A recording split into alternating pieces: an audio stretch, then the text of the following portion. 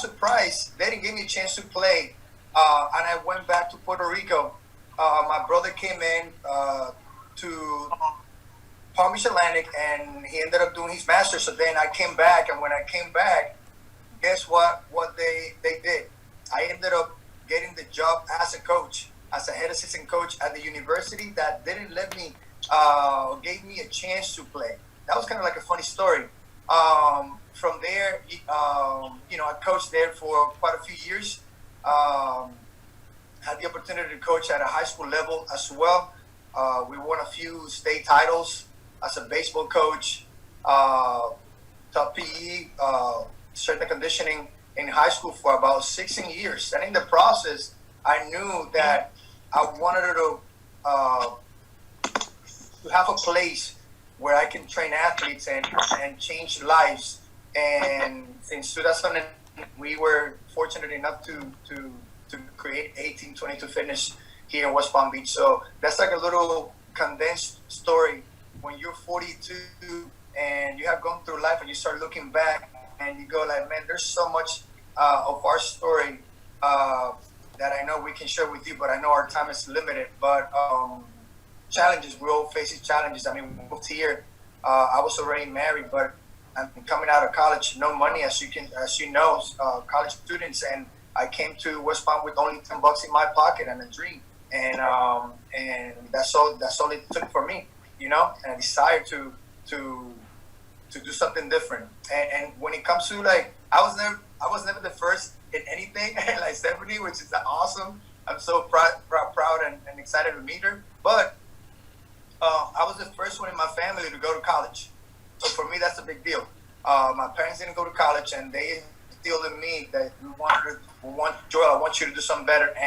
And from there, they set the standard, and then we were the first one in our family to actually have a college degrees. And for me, that's awesome. Thank you, Stephanie and Coach Joe, for sharing that.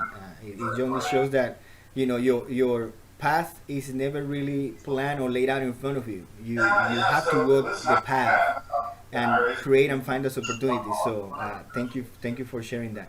Now the next question, and for those of you who are logged in, if you can mute, let me see if I can mute it, because we can hear some background. Sometimes when you hear background, it can give a lot of feedback, and you may not be able to hear well our guests. So the next question is: this is times unprecedented times. Both of you, Stephanie as a coach, how the MLS have to stop competition because of this particular crisis. Coach Mo, you with your own business and the need to reinvent how you deliver what you do to stay in business, but also to make sure that your clients receive the services that they expect from you. How do you plan for that? And what advice would you give current student athletes and prospective student athletes to manage these challenging times but remain focused on the big picture, on their goals? Okay, so I think it's definitely times that we weren't expecting to happen. From like one day we kind of heard about it, and then literally they shut us down from one day to the next, and it's kind of like you start questioning yourself, how do I do this? But as coaches, we have to make sure our team is prepared for when this is all over, and for us to keep them training and the best. So for us, we're very happy that we have like this, phones, computers. It has helped a lot during these times, so we can keep that communication. Our technical staff, we all said like the most important thing was, one, to keep our players safe, two, maintain them fit, because we know whenever they say everything is ready to start back again, it's gonna go same thing. It was shut down like from one night to the next morning, and it's gonna be the same way. So we have to be prepared. The way we do it, we use for the pro team. We start the first week as we got like a hand of things. We started sending out workouts. So we had exercises that they could do at home for like strengthening and resistance, and then we have running workouts when they can. We always advise, keep your distance from people, work by yourself, and stuff like that. That was the first week. After the first week, that we kind of had more meetings about it. We understood what the league was asking us to do. Then we started doing online workouts through Zoom. So we do 3 or 4 sessions a week with them. Plus, they have another set of like a running workout or with the ball, work with the ball that they can do on their own.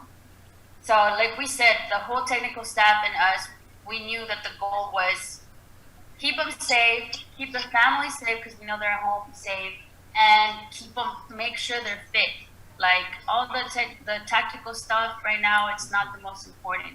They do have, I believe, 2 meetings a week with the staff where they do more like tactical. They watch older games and they talk about it. But our most important goal is to keep them fit. And one of the things our head coach always reminds our players, and I think we all agree with, is as soon as we're back to playing, back to the league starting, we still want to be champions this year. And the team that's going to be the champion is the one that prepared the best during this time. The guys that didn't let themselves go, the teams that didn't stop preparing themselves. Because if we just sit on the couch, watch Netflix, we're not going to be ready. And we have to be ready to go as soon as they give us that clear on you can get back on the field or games are starting again. We have to be prepared. So we know that this year, hopefully, we can get back to the league, to the games, and we can still fight for the championship. And if we do, that I have a feeling we're going to be able to. The team that best prepared during this time will be the champion. And I think that's one of the things that we have to keep so we are like mentally ready, mentally prepared, but also physically. And we remind our players that every day, like you guys have to stay on it. And yes, there are ways to track them. We do track them with a GPS unit to make sure they're running, so they don't lie about it. And we're doing obviously the online Zoom workouts where we can see that they're actually doing the workout. But we also have, for example, the academy team don't get tracked through a GPS unit, and we're just trusting them. And I think as a player and individual, even me, like when I was an athlete, I want to be prepared I want to be better. And I know maybe someone in my team is going to be sitting down, but that doesn't mean I should do it too. I should be ready to go and make myself better during these times. So that's how, as a club, we've been dealing with it. As a coach, we've been dealing with it, helping the players really stay on top of it. And we know the mentality-wise, sometimes it's not the same not being around your coaches, not being around your team.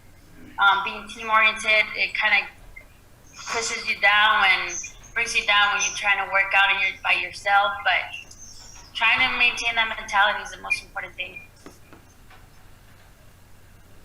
Awesome. Well, uncertainty. When uncertainty kicks in, it brings in worry. That makes sense. And that is the first reaction that us humans tend to gravitate to. I don't know what to do. Now I'm afraid. Now I'm worried. What's the next thing? What can I do next? And the reality is I've discovered during this time, because it happened to us in our business. I mean, we're closed. I mean, we have to temporarily be closed, but then you have to learn how to reinvent yourself. And as I was thinking about all this, what personally I have done in my life to deal with this uncertainty, because the reality is not going to be the first time and it's not going to be the last. We have to somehow re-educate ourselves in how we think and how we create a stronger mindset so we can face uncertainty. But the reality is that by worrying, you're not going to get stronger, right? By worrying, you're not going to reach your goals. On the other hand, you are bringing more negativity into your life. So worry is something that I try to throw in the toilet and flush it daily. And the reason I say that, because it's something that you consciously you have to do. See, today you might be super positive, and today you might be thinking, oh, like the first week when all this hit, I'm like, okay, nice. I mean, it is what it is. We're going to do this, but week 2 goes by, week 3 goes by, and then you're not as positive as week 1, right? But then what do you need to do? You have to do certain things, all right, to remain on track. Because sports, I mean, I played sports over my life and had, the blessing to play professional in college and all that stuff. But at the end of the day, it's temporary, right? Even Derek Jeter, I mean, even Messi's going to happen. And at the end of it doesn't matter how long he plays, it's limited. So what you learn from sports and life in itself is going to carry you through. So you can take that not only to your family, but to the next generation. Who cares if people remember Coach Mo 10 years from now? But you know what? Hopefully I leave a legacy that my kids can carry through the generation. That makes sense? So one of the things that I have done during this time, just to keep ourselves busy and with the right mindset, it's creating commitment. All right? You got to create a commitment. And in order for you to commit, you have to uncommit. That makes sense? Because we're committed to something, whether it's laziness, whether it is you're committed to Netflix and say, yeah, I got to watch that episode every day because I got to finish it up, right? It's still a level of commitment. So you have to, in order for you to create a new commitment, you have to uncommit, if that makes sense. You have to commit to something to create a new commitment. And this is something that you have to get up every day and kind of like make a conscious decision. You have to. One time I heard a speaker saying that motivation doesn't last. And he said, and it is true. And then he said, neither bathing. That's what we have to do daily. And you think about it, it is true. Today I could be super positive. Oh, that guy pumped me up. Oh, that coach pumped me up. Oh, Dr. Cervantes came in, brought these 2 guests, and they spoke life into my life. I'm excited. I'm going to do this. I'm going to get up tomorrow. But then it happened. What are you going to do the day after the Zoom call, right? So you have to do something that I've been doing. So I have decided to uncommit certain things to be able to commit to new things in my life. And after that, that has helped me to reinvent myself. The second thing I've done is daily activities. All right. Like my colleague has said, they have all kinds of stuff that they are providing their athletes with, right? That, to keep them accountable. But those are daily activities. I bet that we all have to check our program and what we're programming and we're assessing athletes. That's part of our daily activity. But listen, a daily activity is simple. Is maybe a quiet time. Maybe you want to like do some soul searching. You want to maybe meditate. You want to read. You want to get better at your craft. Maybe you want to watch some taping from all games. I don't know, but you got to do things daily. Daily activity. Don't dream about the big picture. You got to take that big picture and zoom in, right, and start taking little things from that big picture. So when you step out, you zoom out, you'll be able to see the bigger picture. And that means the working out. If you have to set it up and write things down and put it on your fridge, you do that. All right. If you need to like grab a piece of paper and write your goals, you do that daily until they engrave that in your brain that becomes who you are. But you have to do it daily to keep yourself self-motivated. Because right now you might not go to campus and you might not see somebody physically. We all need each other. I need that person that when I can come in, person can go and say something to me that can spark something in, right? But what is when I don't have it? How do I find that myself, right? You have to create that self-discipline. And when you talk to successful people, whether they're athletes, whether they're business entrepreneurs, they always have that in common. They're committed daily. They never miss. They never miss whatever they're doing. Never miss. So you can put that in your brain. Never miss. What is never miss for you? What is it? Is it reading of a book? Is it meditating, visualizing maybe? Is it working out 10 minutes? Hey, if the swing coach today, he says, I'm not coming tomorrow, are you not working out? That's the question you got to ask yourself. If the answer is no, then we have a problem. But if the answer is okay, I look for answers. You gotta make sure that you self-motivate yourself. And this is something you got to do daily. The third thing I would say is you got to surround yourself with the right people. All right? Because if you surround yourself with positive people, let's say if you surround yourself with 5 people, guess what? You're going to become the 6th. That makes sense? But if you surround yourself with negative people, people that complain, you'll be the 6th complainer. You'll be the 6th person who start complaining about things. now I can get better because I mean I cannot go out. I got to put this freaking mask in my face because you start complaining about life in general, and the reality is that all this you're gonna take to past soccer, past college. At some point, you're gonna be a family person. At some point, you're gonna create a family, leave a legacy. What are the traits and the practices that you're gonna put in place to become a better version of you? And the last one that I do when I wake up, believe it or not, is gratitude. All right? There's so much that we can be grateful for right now. Listen, I am healthy. I don't have COVID-19, thank God. So for that, I'm grateful that I'm able to come and do our thing. And then because of this live session that we've been doing in Facebook, then I'm here today speaking to you guys. I would have never met you guys if it wasn't because of some people are been watching our workouts online. That makes sense? That opened doors, new doors, opportunities, us creating online workouts for our clients. So you learn, but I didn't dwell myself in negativity. Now I have to close. Maybe this is it. What I'm going to do now? No. I know this is going to pass. It doesn't matter if it lasts a week or a year. It's going to pass, guys. It's going to pass. So now in the process, I hope that our life was going to be split in two sections: before the virus and after the virus. That's it. You're always going to remember life before the virus and after the virus. And I hope that after the virus, regardless of the aftermath, you'll be able to say, I was better. You know what? I had the chance to write a book. I had the chance to finish a book that I put aside for so long. I had the chance to touch the ballon, right? Or the soccer ball every day for a little bit, 5 minutes. Daily activity, guys. You got to commit. Daily activity. You got to surround yourself with the right people, and you have to be grateful. Thank you, Coach Mo, Stephanie, for sharing that insight.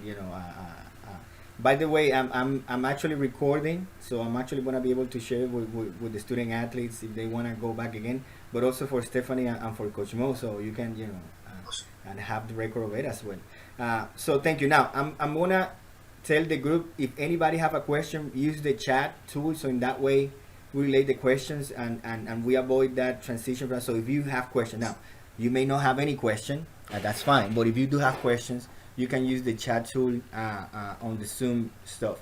To conclude, while they're thinking about questions, if anybody has a question, what I wanted to ask you both is take home message. So for those who are right now in college, particularly HT, they finish the semester next week. And then we have our seniors in high school who are finishing up their own semesters, and they're making plans on what they're gonna do next. Coach Mo, you talk about commitment. Sometimes uncommit to something and start a new commitment. Stephanie, stay accountable, follow up on what is given to you. If you were one of them, you're one of them. You either a high school senior thinking about what to do next, where to go, what college to choose from, or you're a current student athlete thinking about how do I finish the semester. What would be your take-home message for them to finish this semester the best way possible? I think Coach Mo said it very, very well. You have to commit, and you're committed right now to finishing up the semester, your school year, and being ready for what comes next, because there's going to be a next at some point. You're not just going to be sitting there your whole lives from now on. There's going to be a next, and you have to be prepared. And as he said, you have to write it down. I write everything down. I have my agenda with me all the time. I keep it if I have to write everything throughout the week, and then I have my own daily schedule, and then I have a week goal, and that's me. That's how I keep myself accountable, and I think that's a huge thing for you girls. And adding to what Coach Mo said, you have to, and I always tell everyone, not just my athletes, but everyone I've been talking to during this situation, and I include myself, we have to come out of this situation better than we walked into it. So this is not a resting time. We can't take it as this is a resting time. Yes, we're in a national emergency, but let's take this time to really focus on maybe we're lacking here, we're lacking there, or I'm really good at this, I'm gonna get even better. And like I said, I think my home take message would be, walk out of this situation better than you walked in. And that's in every aspect. Physical, nutrition, academic, sports, anything in life. That would be my message for you girls and guys. Amen to that. Hey, I think I had everything that I needed to say. But if I had to add anything, will be kind of like when you ask a question, Doctor. It took me to my soul searching back in when I was in civil engineering and I didn't know what to do with my life. I stopped going to classes. I didn't really hated math, and I was struggling, and I have to do something. So I will say to do this. You know where your life is right at this moment, right? So it would be nice to spend some time doing some soul searching where you maybe sit down in a place, quiet place, and think about your life. Where do you want to see yourself in the next 2 to 5 years? Maybe from the 5 to 10 year gap. Maybe what it is. How do you see yourself? Not only academically, maybe getting your master's, maybe finishing your 4-year soccer career, maybe getting into HD if you are a prospect student athlete, and then looking at those things, and then you start filling the blank little by little. It will give you more clarity because it's kind of hard to map out life in general, but at least like I knew that I wanted to do this, right? I didn't know how I looked, but I knew at least I had the beginning, and then I can start working from there and form to something. So I'll say to spend some time trying to figure it out. Where do you see yourself in the and kind of like start from there, and then what you do after that. If you for example, you want to be a soccer player, then go hang out with people that play soccer, that they're successful, with coaches, and then start gaining more knowledge on that. If you want to be a doctor, so hopefully you start following people that are in the medical field, and so on and so forth. I feel like first you need to know where you're at right now, and like Stephanie said, you're going to be better after COVID-19. But then hopefully you have a small plan, at least in your brain, where you want to go and where you want to be. Thank you, Coach Mo. I don't think just, as a friend, anybody who I went to college with, I see them as family. I think that one of the things that I always will take with me out of my experience when I was in Puerto Rico was that even though I was not Puerto Rican, I was born in Colombia, I was welcomed as if I were part of the people in the island, and that's always been across the years. So that's why when I was able to reconnect, because they both share about the current circumstances, but it wouldn't have been because of these circumstances that I wouldn't have been able to reconnect with both Coach Mo and with Stephanie. I have followed them. I have seen what they've been doing with their careers. I have Coach Mo. I follow him on Facebook. I follow Stephanie I have the soccer team following Stephanie in social media. Now we are following 1822, which is the business of Coach Mo. But if we wouldn't be because of these circumstances, I wouldn't have taken the time to say, you know what, not just let me follow them virtually. Let me really take the time to connect with them, to talk to them, see how they're doing, and rekindle to some extent past relationships that many times we take for granted because we are in that day-to-day routines and day-to-day stuff that we forget to look back at the people that we met along the way that we haven't really have taken the time to really say, hey, how you doing? How's everything going with you? So in addition to what they have said to you, I would also add, take some time to connect with people who have been important in your life that you probably haven't really have taken enough time to tell them thank you. Thank you for what you have done, but also thank you for how you have helped me to be where I am today. We are here today because of somebody else, whether it has been a mentor, whether it's because of being our parents, whether it's because of being a coach. Take the time to really say thank you, because today we lose sight of things by posting everything online. We don't really call somebody to ask a question. We send a message, and the message can lose essence, can lose context, and your message can be perceived as negative even when you didn't have the connotation to send a negative message, because there is no the personal level to send it. So in addition to the great feedback they have shared with you, take some time to connect with people and be thankful for the opportunities that have been given to you, that there will come more. This is, I always say, this is a transitory period. For all of us, it's a first time. I have never faced a crisis before. I did face a little bit of a crisis when I was a kid in Colombia for very different circumstances. It wasn't because of a virus. It was because of the drug virus. It was another different kind of virus, a human-made social virus. but it wasn't to the extent in which we're seeing it today. So for many of you, young generation, and us, are facing something for the first time that's going to help us reinvent ourselves and address aspects that we have taken for granted to really address, whether it's mental health, whether it's taking time to meditate and give our times for ourselves, or to connect with people that are important to us. So thank you both to Stephanie and Coach Mo. I know that Coach Mo has a client that